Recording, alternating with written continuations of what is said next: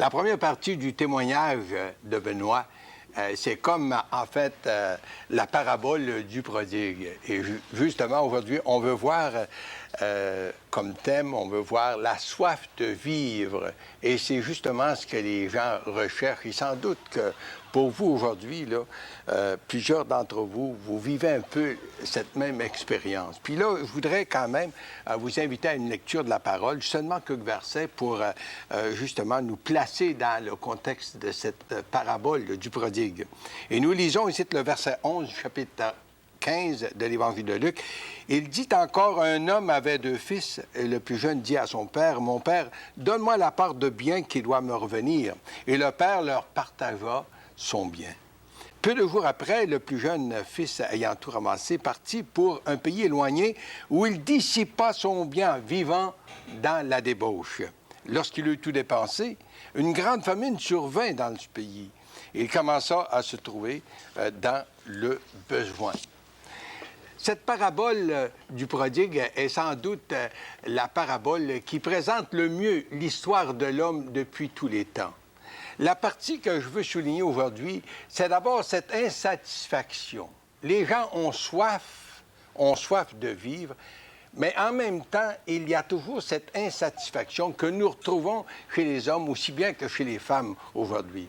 Dans notre parabole, Jésus nous présente 2 fils qui vivent avec leur père, qui jouissent d'un certain confort, d'une certaine aisance. Ils ont des serviteurs et vivent d'une certaine abondance. Mais voici que le plus jeune des 2 fils, celui qu'on appelle le fils prodigue, en a marre de ce train de vie du foyer. Il a soif d'aventure. Il est insatisfait chez lui. Il veut vivre sa liberté. Il veut être indépendant.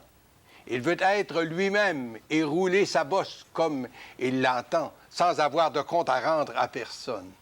Aussi, nous trouvons chez ce jeune homme beaucoup d'ingratitude envers son père pour l'abondance de bonnes choses qui lui sont rendues. N'est-ce pas un peu ce qui caractérise le monde aujourd'hui? On trouve en fait cette ingratitude de la part des gens, puis surtout cette ingratitude de l'homme vis-à-vis de Dieu. C'est comme si rien ne nous fait plaisir. N'est-ce pas commun de nos jours? Les merci se font de plus en plus rares. Lorsqu'un service nous est rendu, ou encore quand on souligne un événement heureux pour des réussites avec certains objets ou certains services bien remplis, et ou encore pour des cours académiques qui sont bien complétés. Des diplômes sont partagés, sont donnés, ou encore des trophées même sont offerts à ces occasions. Mais merci se fait de plus en plus rare. On ne sait plus apprécier les bonnes choses de la vie.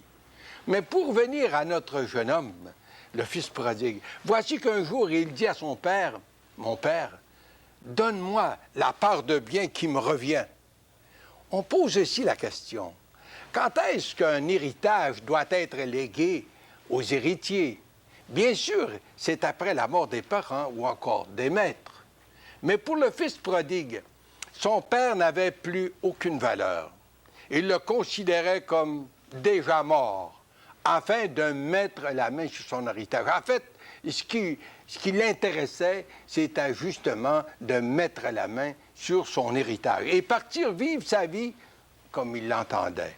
Il oubliait qu'il y avait des conséquences à ses choix. Bien sûr, le père lui donne sa part de bien et le laisse libre de partir sans aucun doute avec une mesure de tristesse. Le père le voit s'en aller et petit à petit le voit disparaître dans l'horizon. Savez-vous, de la même façon, Dieu nous donne la liberté de faire nos choix et nous sommes seuls responsables de nos choix. Très souvent, les gens vont nous dire, si Dieu existe, pourquoi? Pourquoi est-ce qu'aujourd'hui, il laisse les gens là, produire enfin ces guerres et puis toute cette souffrance? Puis pourquoi est-ce que Dieu n'intervient pas? Bien, c'est que Dieu donne à l'homme cette liberté et puis l'homme sème ou récolte ce qu'il sème. Toutes les semaines de nos jours, les médias nous rapportent les mêmes histoires. Des jeunes quittent leur foyer dans une fugue ou autre, en quête d'une certaine indépendance, à la recherche de nouvelles aventures pour tomber trop souvent, hélas, victimes d'abuseurs sans scrupules, sans pitié ou encore sans cœur. Ce qui se présentait comme une belle aventure et comme un choix valorisant tourne souvent au cauchemar. L'indépendance nous avait paru comme une joie de vivre, mais pour nous laisser tomber dans les regrets, les désappointements et souvent dans la dépression. Et plusieurs doivent avoir recours à des soins psychiatriques. J'aimerais aussi parler de cette insatisfaction sur le plan moral. Aujourd'hui, les divorces semblent à la mode. Je crois qu'il y a plus de divorces que de gens qui se marient. Pour beaucoup de gens, on évite de se marier, soit pour faciliter la séparation ou encore parce qu'on a peur des responsabilités. C'est une autre preuve d'insatisfaction quand même au sein de notre société. Cette insatisfaction se retrouve également sur le marché du travail. On n'est jamais satisfait avec ce qu'on gagne. On en veut toujours plus. On veut de meilleures conditions de travail et très souvent, on aboutit avec une grève qui nous amène plus de désappointement que de bénéfices. Ah, bien sûr, je ne veux pas faire la morale ici aux employeurs ou bien non aux employés, mais tout simplement pour dire que quand même que la Bible enseigne aux employeurs qu'ils doivent donner à leurs ouvriers ce qui leur revient, puis aux employés bien, de rendre les services qu'ils doivent à leur employeur. Je veux souligner aussi l'insatisfaction que nous retrouvons au sein de notre société. L'homme d'affaires qui réussit dans la vie à atteindre le premier million n'est pas satisfait pour autant. Il redoublera ses efforts pour gagner un deuxième million, quitte à perdre ce qu'il a déjà gagné pour aboutir à la faillite. La Bible dit bien que l'amour de l'argent est la racine de tous les maux. La Bible nous rappelle que dans les derniers temps, les gens seront égoïstes, amis de l'argent, plus que Dieu.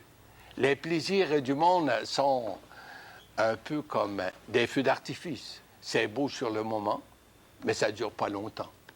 Cette insatisfaction que nous retrouvons dans à peu près tous les rangs, toutes les couches de notre société prouve une chose.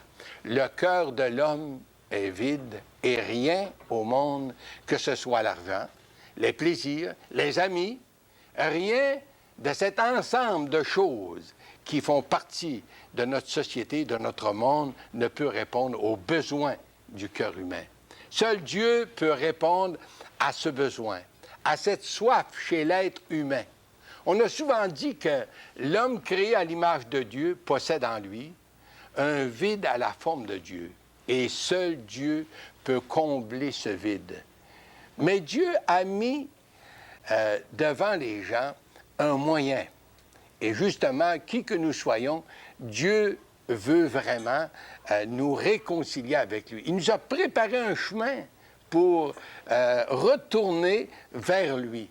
Et ce chemin se retrouve dans la personne de son Fils Jésus. En Jean chapitre 14 et le verset 6, c'est Jésus qui dit « C'est moi le chemin, la vérité et la vie. Et nul ne vient au Père que par moi. » La religion ne mène nulle part. Cher ami, êtes-vous aujourd'hui insatisfait de la vie? Êtes-vous désappointé et victime d'abus de la part de soi-disant amis ou autres? Êtes-vous malheureux, mal compris et même abandonné par vos proches?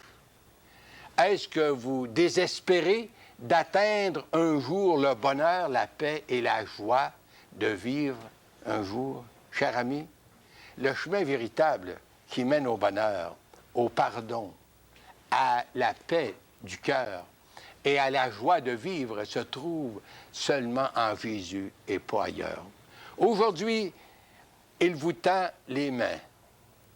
Par la foi, j'aimerais vous inviter à vous tourner vers lui, de vous confier à lui.